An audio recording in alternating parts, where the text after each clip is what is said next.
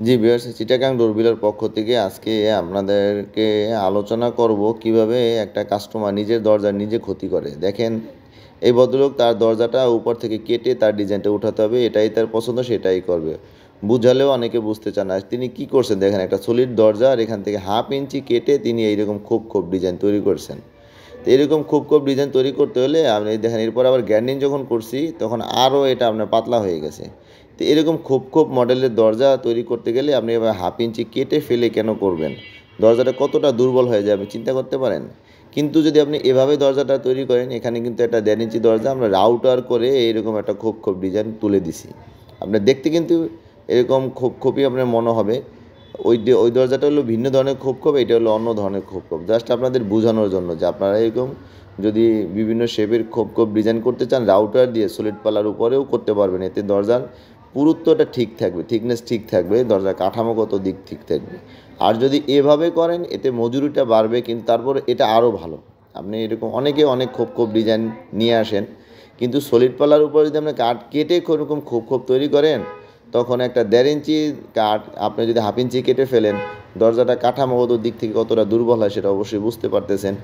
এরপরে একটা সময় গিয়ে দরজা যখন বাঁকা হয়ে যায়, আপনি অবশ্যই দোকানদারের দোষ দিবেন। কিন্তু তৈরি করার সময় তিনি যখন আপনাকে পরামর্শ দিছে, সে পরামর্শটা কিন্তু আপনি গ্রহণ করেন নাই।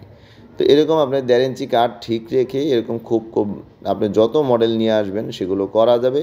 এখন এই মজুরির যদি আপনি টাকা কিছু সেভ করতে চান, যে 1000-1500 টাকা মজুরি বাড়তি লাগে, সেই টাকা সেভ করতে গিয়ে এভাবে যদি দরজা কেটে আপনি নকশা করেন, হ্যাঁ, এতে খরচ তো আপনার কম লাগবে। কিন্তু এই দরজাটা যদি আপনাকে নতুন আবার করতে হয়, দেখেন 1/2 ইঞ্চি কেটে আপনি ফেলে এই দরজাটার দুর্বল কতটুকু করছেন।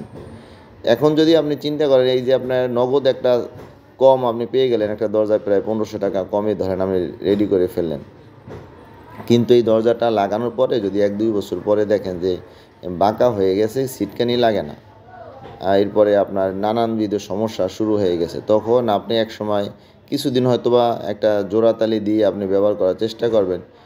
একটা দীর্ঘ সময় পরে যখন বিরক্ত হয়ে যাবেন যে না, এটা নিয়ে আর পারা যায় না, এটা বাদ, নতুন একটা দরজা আপনি নিয়ে আসবেন। আচ্ছা, নতুন একটা দরজা নিয়ে আসলে আপনি এখন 1500 টাকা এখানে সেভ করে নতুন একটা দরজা নিয়ে আপনি কি করলেন, একটা নতুন দরজা করতে গিয়ে পুরাতন দরজাটাকে আপনি খুলে ফেলতে হবে, নতুন একটা দরজা তৈরি করতে হবে, দরজাটা বার্নিশ করাইতে হবে, এরপরে দরজাটা ফিটিং করতে হবে। কত রকমের খরচ, প্রায় আপনার 8 থেকে 10 হাজার টাকা নতুন করে এখানে খরচ হবে।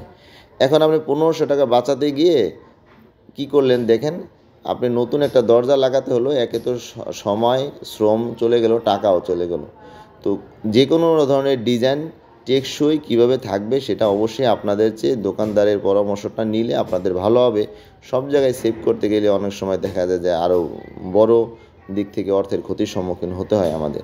তো এই সমস্ত ছোটোখাটো কোনো বিষয় যদি আপনাদের আরও জানার আগ্রহ থাকে, স্ক্রিনে যে নাম্বারটা দেখতেছেন এটা আমারই নাম্বার।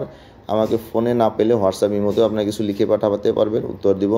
আর কলটা আমিই রিসিভ করি, আমি রিসিভ করতে না পারলে পরবর্তীতে ব্যাক করি, কারণ এরকম ছোটোখাটো বিষয়ে কাজ করতে গিয়ে আমরা যেগুলো অভিজ্ঞতা হয়েছে সেগুলো সবার কাছে শেয়ার করতে চাই। এই অভিজ্ঞতা যাতে আপনাদের কাজে লাগে। সবাইকে তো আর আমরা দরজা দিতে পারবো না, সবাই আমাদের কাছ থেকে নিতেও পারবেন না, কিন্তু আপনাদের দরজাটা যাতে ভালো থাকে আমি সেই পরামর্শটা দেওয়ার চেষ্টা করি। তো অনেকে আমাদের ভিডিও দেখে দোকানে আসেন, আসার আগে অবশ্যই আমার সাথে ফোনে কন্ট্যাক্ট করে আসবেন, তাহলে আপনাদের সময় দেওয়া যায়। আর ভিডিও দেখে যারা দেশ বিদেশে বিভিন্ন জায়গা থেকে অর্ডার দেন, দোকানেও আসেন না, ব্যাংকে টাকা পাঠিয়ে দেন, আপনাদের সবাইকে ধন্যবাদ জানিয়ে শেষ করছি।